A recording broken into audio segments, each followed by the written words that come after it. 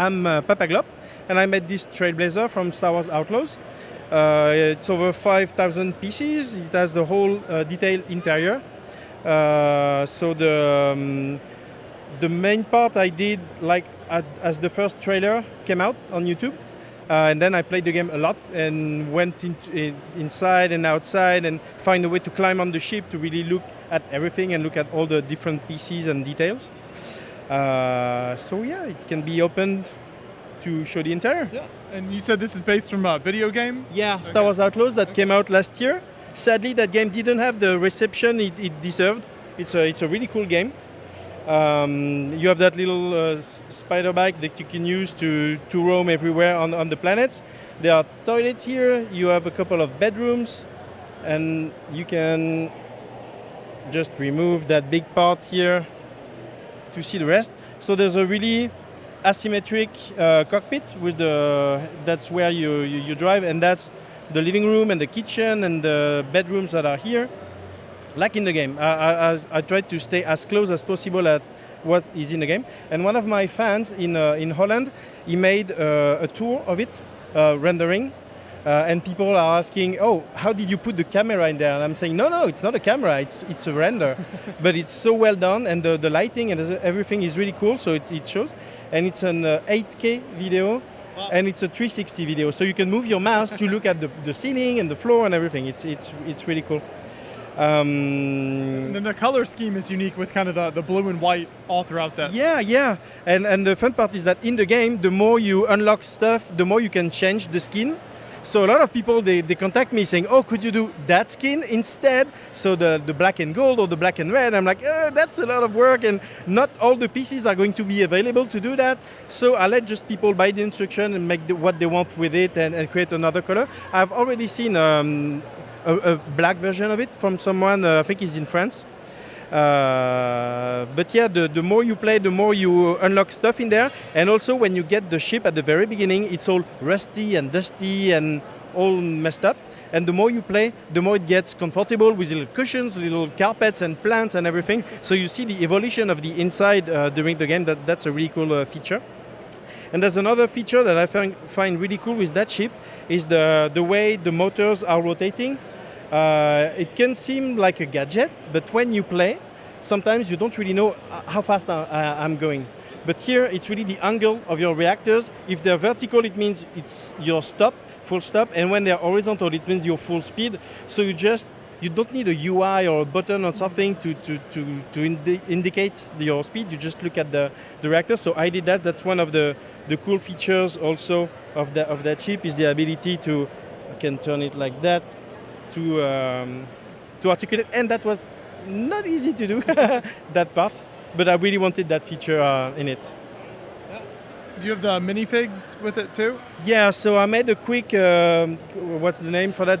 Fig bashing? Yeah. Yeah, to have K-Vess, the main protagonist, and her droid ND5. They're on the other side of the build, just here. And the fun fact is that when I was doing my last exhibition, there was a Rivendell set that we shared, and there was that dark green cape that is exactly the good color for the jacket of that droid. So on the spot, I just had the piece I needed for the last exhibition to do it. And KVS, I took different parts from the... I'm not the first one to do that. That's something on Instagram. I saw other people do it using Eden Verso's face, and fig bashing is always fun. I do that a lot. I even have this whole collection, for instance, of characters, but that's a deep cut. That's from a book called Aftermath. So as I said, I'm really a Star Wars fan, doing stuff in Lego. So yeah. Yeah, really impressive work here, and I love when builders include all of those interior details. You've got a number of other builds here too, so we'll hop over to your Mandalorian build next. Tell us about this. Yeah, sure. So that's the Razor Quest. I was the first to do one, the minifig scale. there was a video on your channel, and I want to thank you for that, because that video on your channel about this 6 years ago, 5 years ago, really helped me and put me on the map, and some people everywhere in the world bought the instructions for this, thanks to you guys. Awesome. So I have I never really changed it, but now with the new movie coming in May, maybe I'll do some updates on it. I don't know yet. And after that, Lego, they released also their own UCS that has some parts better than mine. Some I prefer mine. Little details, like for instance, these flaps that can open. They don't have that on the official one. And also the interior. Sadly, I can't show the interior because it's a little bit stuck. But the interior is very detailed. Like in the show, everything is at that specific place better than in the UCS one. So yeah, that was my big fat baby. It's broader and a bit chunky. That's because I wanted more space for the interior. But also, fun fact, because as this was filmed, with the volume, I don't know if you're familiar with how they made the new Star Wars show, but they have that big, instead of a green screen behind, they have a full screen. Yes. Round. But it tends to distort a little bit the image. So that's why it seemed a little bit chunkier because of that transformation. And now with the UCS, I see that it's more slim and long. But I still love it. It's still my big fat baby that I love. Absolutely. And then you kind of have a timeline set up here, so we can come back to the beginning over here, and you just kind of run through a whole bunch of different iconic Star Wars ships and different timelines. So start with this one here. Sure. So this is from the Bad Batch. So it's the bad guys, the nemesis of the Bad Batch clones at the end of the series. Again, I have the interior for this one, of course, as well. So CX2, there's no minifig for CX2, so I took another one. But it's the guy that managed to capture Omega to bring her back to Mount Tantis for experimentation on the clones. And I really like Bad Batch. It's a good hinge between different periods of Star Wars. It really shows you when they stop using clones and start using stormtroopers instead. So that's really interesting. And also that rear part that looks like a claw, or I don't know, is a really cool feature that I wanted to have. Sadly, this ship, we don't see it a lot, and it's always at night. And it's a really dark ship, so you don't really see it. It was more effort to recreate it. Then I have the Duchess. So the Duchess is from Rebels. It has a special weapon here that was created by Sabine Wren, and that can melt Beskar. So that's a big change in the war between the Empire and Mandalore at that point. And so they just took an usual biped and add all that stuff on it. Some people in the exhibitions, they think it's BD-1 because BD-1, the droid, it's same color scheme, white and red like that, and it has two, but it's really different. And this one is a design I made. I'm not selling this one on Rebreakable, sadly, because it's not stable enough. That's why today it's on a plate. It's to make sure she doesn't fall. Yes. Then there's my U-Wings. Again, with the interior, I try to be as detailed as possible, so I have all these little red seats for everyone back there. The wings can open and come between the reactors. It's really the scale that I love. That's, I think, the closest you can get for the scale for this one. There's another one that is famous, but I think it's too big, some are too small, but I like it so much that I also made the other version. So this one was in Rogue One and Andor. This one is in Rebels. It's it's Saw Gerrera's ship in one of the episodes of Rebels. And as usual with Saw Gerrera, you don't really have space in there for anything else than bombs. Only the important stuff. Yeah, exactly. It's war after all. So after Rogue One and Rebels, we come into episode 4. So this container was really my first serious mock back in 2012. I worked on it a couple of years and it grew over time. And at some point they made a UCS version of it, and a lot of people tell me that maybe Lego took inspiration from at the time it was on Flickr, to tell you how old it is now. Because a lot of details and the way it can open like this with these hinges. is pretty close to what they have made in the official one. But so yeah, some people think it's the UCS, but no, it's mine. It's and it came out before. Yeah.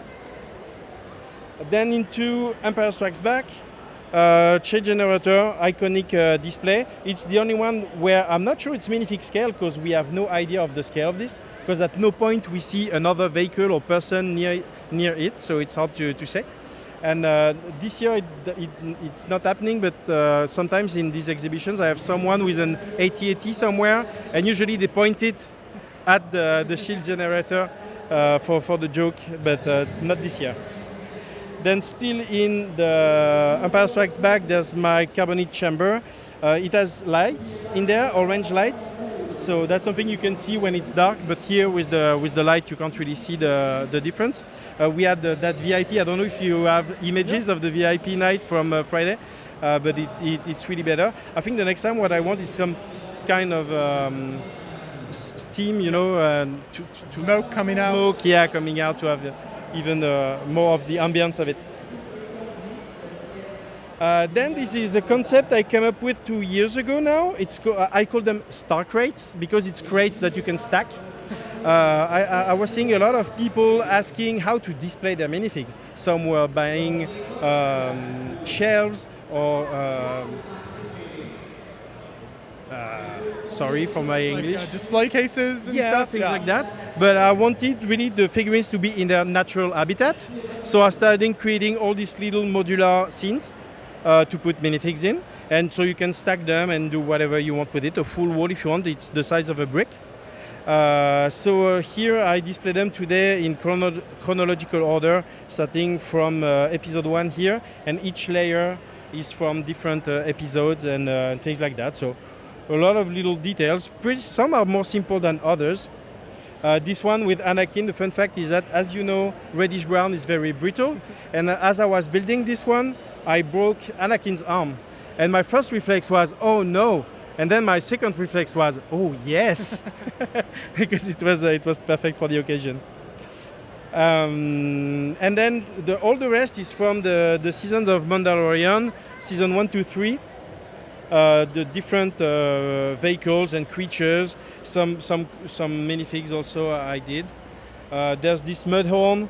The idea of using a mammoth body is not mine. I asked the creator of this his authorization to use his idea to display, but I really like the idea. Then there's this scene from season 3, and that's something that you see a lot in the new trailer for the upcoming movie in May. So hopefully the next exhibition, this should be a lot bigger because I'll have more footage of what is coming. What only fans know about this scene is that at the bar you have all the directors of the series. Dave Filoni is here, Deborah Cho is here. So I really wanted to show that. I had this Indiana Jones hat that I wanted to use. So it was the perfect occasion to portray Dave Filoni there. And of course Zeb from Rebels, that is also going to be a big character, it seems, in the movie. Then there's this scene from... do you want me to stop it turning? Or no, that's okay? All right. So that's when Bo-Katan carves a hole with the Darksaber to allow people to flee that scene. And where Paz Vizsla says to everyone, he sacrifices himself and tells them, let go, I stay here. And this is the way, is the thing that they say a lot in that show. And at some point, it's like too much. They say it becomes like punctuation. You don't really notice anymore. But at that moment, just before his sacrifice, when he says it really hits. It's really a pivotal moment there when this happens. And then we have the little house where the Mandalorian and Grogu go to rest at the end of season 3. And also the Naboo fighter modified. I was one of the first to release a version of this one also on Unbreakable. It's always a little race between the builders in the days just after a new episode. Who will be the first to do that or that version of the ship? And hopefully we'll see the interior of this during the movie, because right now it's empty because we don't see what's in there in the show. So I'm trying to put my imagination off and just display and show what I see. I couldn't see it, but hopefully we'll see that next. If some people as I was have an idea to what is in there, please tell me and I'll do it in my mock. And that last one is more of a deep cut. It's not really from a movie or a series. I made this based on a small illustration, like one each illustration from a rule book of a role-playing game. We were doing a campaign with friends, so here you have the box, which is my dice box. And this was my character. And after a couple of scenarios, episodes, we had enough money to buy our own ship. So we were looking through the pages of the book, and we found this one. And I said to my team, okay, guys, I'm going to build it in Lego. So I have it, and also here there's a full interior on two floors. You have bedrooms, you have the living quarters and kitchen. We have a medical bay in there, another room, a cell. This is where you can access both of the floors, and this is the cockpit. So yeah, well, at some point we even played in there, like a board game, but inside of the ship. Yeah, that's super fun.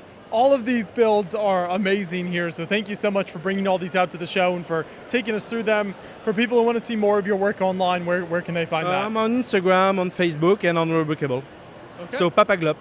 The name is coming from when my kid was really small, he couldn't say block. And then when he wanted to play with block, he was saying glop instead. So he said Papaglop. It stayed, and now it's the name of my channel and all my stuff. Perfect. Keep up the great work. Thank you. Thank you. Thank you very much. Bye.